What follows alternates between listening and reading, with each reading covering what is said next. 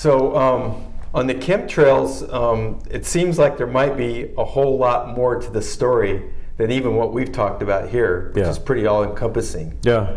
Well, when you think about it, if you can control whether air masses rise or fall, or whether the direction of the jet stream changes, if you can create a convection cell that's so powerful and so full of moisture because of having these particles sort of embedded in the system, that you can get moisture to rise up to extreme altitudes and create hailstones that are the size of baseballs. And you can find videos of these things falling out of the sky on YouTube.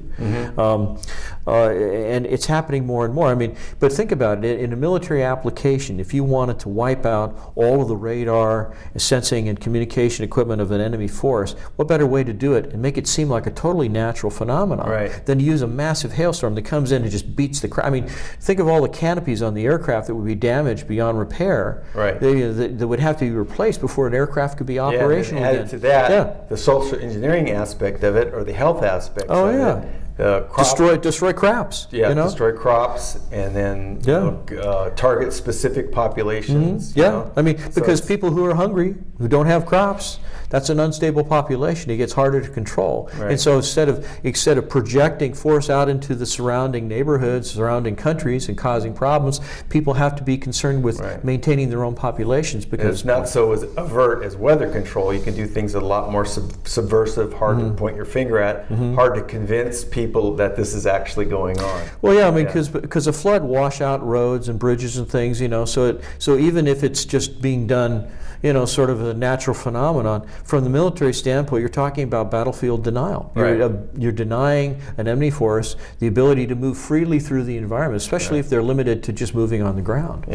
And so in this way, you can control how much access an enemy force has to not only their own resources, but their ability to move in or out of a battlefield environment, or to either become aggressors or even to retreat. You can capture them, prevent them from moving. And of course, and the big emphasis over the last 20, 30 years in military aviation in the United States is creating all-weather aircraft, all-weather capable aircraft that can fly in any kind of weather. And of course, I'm sure they're not flying through giant hailstorm, because it would ruin the plane, not to mention the engines, but still, you're just opening up that weather window. Oh, sure, absolutely. For me, since I've gotten more educated on the whole issue of chemtrails, one thing that comes to mind along with that subject is the Georgia Guidestones. So, people can look that up and see what that says, and I think that's kind of helps people establish, who the target is of this technology. I won't say any more than that. Now, given that you've been looking at these subjects that a lot of people don't know about for quite a few years now, and the current events, everything from politics, with the new president coming on, and all of the other things that we're seeing going on in the world, the BRICS, the rise to power in the economy and banking sector with the BRICS nations. What things has garnered your attention? Like, what are you really paying attention to now, given your background? Well, a lot of the things that I talked about even 20 years ago are now making their way into academia. And I know this because there are people in those environments that are telling me this, that are contacting me, that are excited about things like anti-gravity technology, about stealth, about weather control, about creating massless drive systems that can move at incredible velocities, which increases the ability of humankind to explore the universe, to find out more about the origin of our solar system, things like this. Even time travel, because one of the things, it was a paper was written in 2010 by Dr. Hal Puthoff, who was talking about metric engineering. It was presented in the Journal of the British Interplanetary Society, JBIS. And he talks about the fact that when you start dealing with this sort of metric engineering, that not only can you manipulate the flow of time in the local environment, but you can actually optically control how large something appears. So that when you do this metric engineering, a plane that might be have a 150-foot wingspan, gets down, it looks like a model airplane. Optically speaking, it becomes much smaller. So it's harder to see, not only with radar and infrared and all these other sensors, but just to look up in the sky, you can't see it because it's so tiny in appearance because of the metric engineering that's being involved. And then when you're manipulating time, it appears to go across the sky much faster than normal without any supersonic shock waves or anything, because it's moving in a different time stream. When I was looking into all this, I was looking at all the different aspects of these phenomena, not just, the technology and the military applications, but really the sort of the fringe topics that most people don't want to touch, things like the alien abduction phenomenon and contact with off-world civilizations and stuff like this.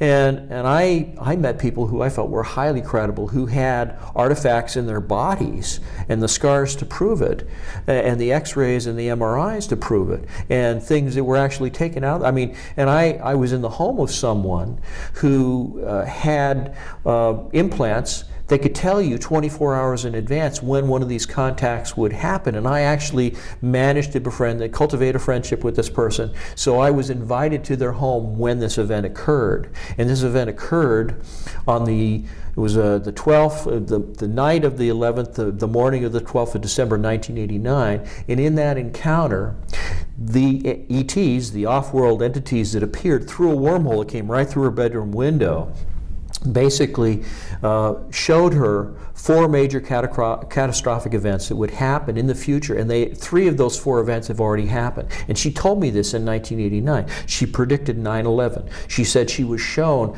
the World Trade Center collapsing. She was shown the earthquake on the seafloor off of Banda Aceh, Indonesia in December 2004, and the tremendous tsunami that would kill over 250,000 people. She was shown the earthquake off of Fukushima that would create this tremendous plume of radiation that would cross the Pacific Ocean.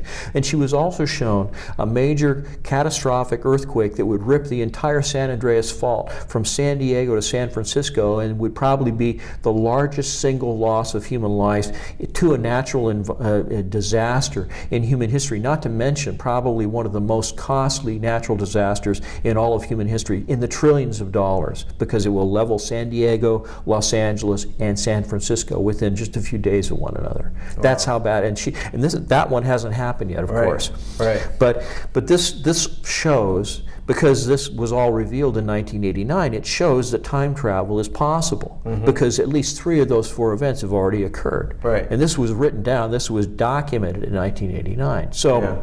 So these are the kinds of things that, if you have the ability to exploit this technology, you can look forward in time and you can save lives. Right. You can help people, you can evacuate before these things actually occur, if you know for certain when they will occur. Right. And speaking of weather modification and how these things sort of overlap and play off against one another, about 15 years ago, there was a technical paper that was written by, I think it was some German scientists. They were seeing all of these earthquakes in the Alps, which are largely upheavals of limestone, very porous rock structures. But they found that when they'd have a heavy rain that would come in, I'm thinking heavy rain, chemtrails, weather control. Okay? Yeah. So you have a heavy rain that comes in, the limestone is so permeable that it penetrates 2 kilometers down through the rock. In the course of 5 days, you were getting earthquakes because the water was getting down into these fault systems, and it was lubricating the faults and causing the earthquakes. Now here we are in California, we've had drought for 10 to 15 years, and now we're having these torrential downpours. Yeah. Now think about it. A cubic foot of water weighs about 63 pounds. Right. Hard to believe. But you multiply that over a square mile, you're talking over 1 billion pounds per square mile. Okay? And then you multiply that at the 163,000 square miles or more in the entire state of California. Right. Or maybe it's 163 million square miles. I'd have to go back and check the figures. But you're talking about a tremendous amount of weight. Now, just in this last week, we had a 24-hour period here in Northern California where we had over 12 inches of rain.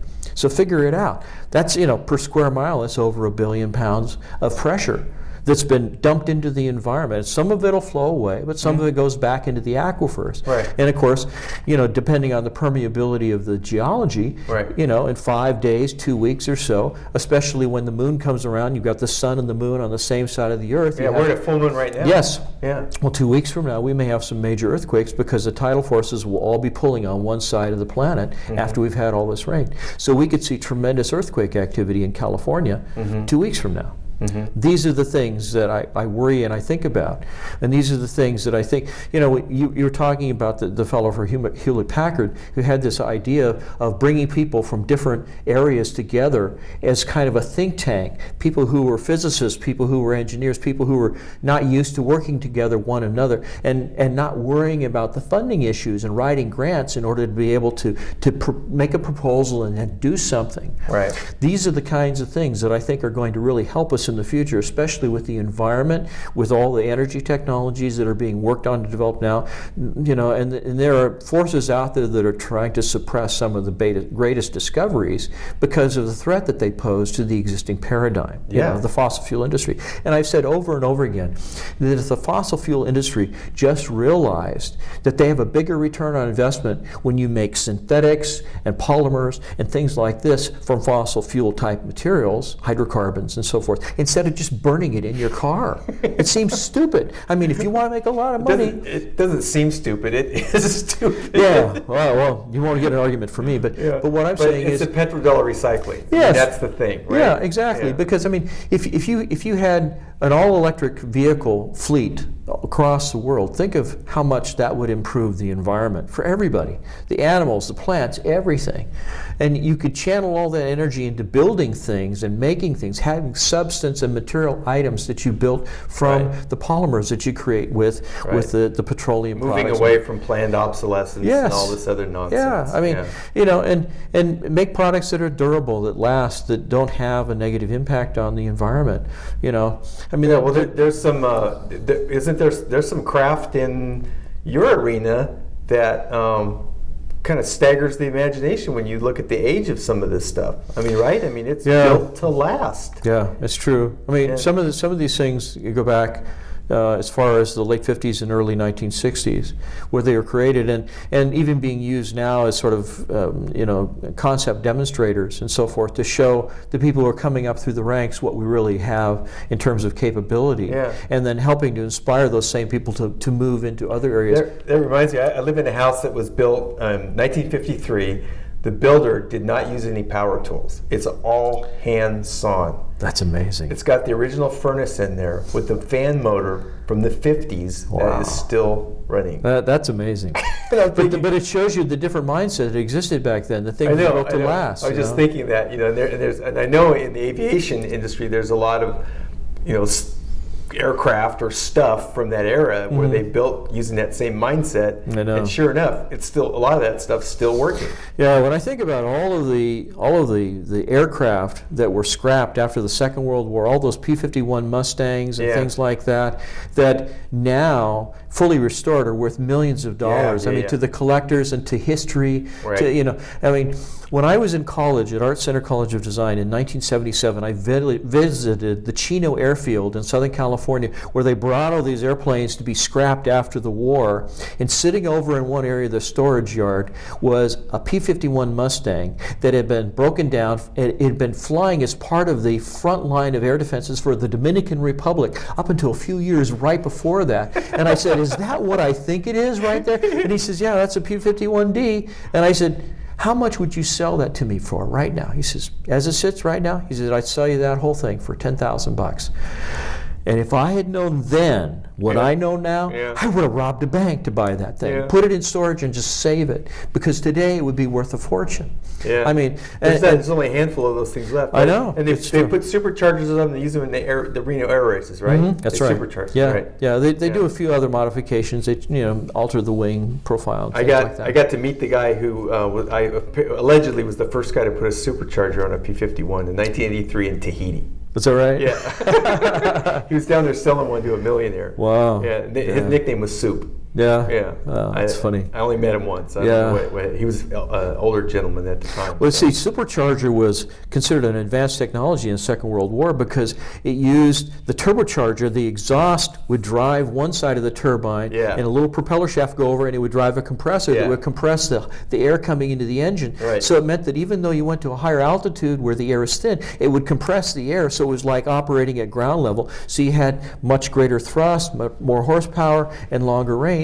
And they had intercooling and other things they added later to make the air charge and the fuel more dense and more concentrated, so you get more power. That was really, really secret. That was like black technology at the beginning of the Second World War, supercharging or turbo supercharging. And they have it on Japanese imports now. You can buy it right off the internet. Yeah, works good. It does. It does. I had a ride in a Fiero that had a turbocharged quad 4 engine one time, and it would have kicked the ass of a Corvette. I'm telling you. It was an amazing little car. And you can buy those things as kits now. It's just dealing with the California Air Resources Board or the EPA, and there are processes, like specially constructed vehicles. But I hear we might be moving away from internal combustion engines. That's with Elon Musk and the Tesla car, which is a beautiful. Have you ever seen the video of the manufacturing process? It is incredible. I saw a picture of what's his name, Mike Maloney's Tesla after it got sideswiped by a guy doing 60. Took out the whole driver's side of the car, and he got up and walked away from it. That's amazing. That's amazing. It's the photo. And that's all modern material science, just being applied in an automotive application. Yeah, smartly. Yeah. There was an instructor I had at Art Center. His name eludes me at the moment. They used to call him McMillan or something. I can't remember his last name, but he had developed an energy-absorbing bumper system that was using a framework that held a bunch of beer cans. It would collapse, and when the thing got hit with the carbonation in the beer, the foaming process, it was all contained in a confined environment. It would do this tremendous energy. Of course, there'd be beer everywhere, and then you'd have to do a breathalyzer test and stuff. But it as an effective system, and it was kind of like the model for these things where the freeway splits and you have all these big yellow things that are full of like water or sand and stuff. That was, I think. That's so funny, but the concept is basically the same, and it was a sound concept. But when we heard this, as college students, we just thought, "Oh, this is great! Have beer as an energy absorber." It was the funniest thing. But that's great. But I actually had a process. I did a project with Burt Rattan from Scaled Composites, who he has all these beautiful concepts of taking high density urethane foam and then wrapping it with composite materials like fiberglass or carbon fiber or Kevlar or whatever. And these sandwich structures are able to take a tremendous amount of strength in these composite materials. And so, if you look at the things that are coming down the pike using those kinds of systems, not only in an automotive application for energy absorption, but for lightweight structural products that don't take as much energy to move down the road. Right. You're talking about cars that might only weigh... And they don't rust. Yes, that's right, yes. But you're talking about products that are so lightweight, and they give you a tremendous amount of package protection when you're inside them, but they may only weigh 600-700 pounds without any fuel or batteries or with a human cargo, and that's a way that we can move forward through time using these kinds of sciences and technology so that we can get people to go from here to there and do it with the minimal footprint in the environment and the minimal impact to the environment in a negative way. And those are the kinds of things I keep hoping to see, these cross applications. That's what you got your eye on. Yes, now. Exactly. Now, one of the more exciting things is that I've got a number of people who have approached me in the last 2-3 years that are really anxious to take some of what I've talked about and try to experiment fundamentally prove the Right. concept. I've talked about that. They're actually asking me for details because they want to build these things. Right. They want to try and see if they can. And we might be in a period of time now where that's actually feasible and maybe not going to get shut down like it has in the past. Well, I think even NASA and Mark Millis and the advanced space propulsion and technology proposals that are talked about in that particular program, they're moving in that direction also. Right. Ion drives and all that kind of stuff. Yeah. Well, I want to thank you for joining me. Well, you're very welcome. It's my pleasure. Yeah. I really enjoyed meeting you. All right. Thank you so much, Denny. Thank you.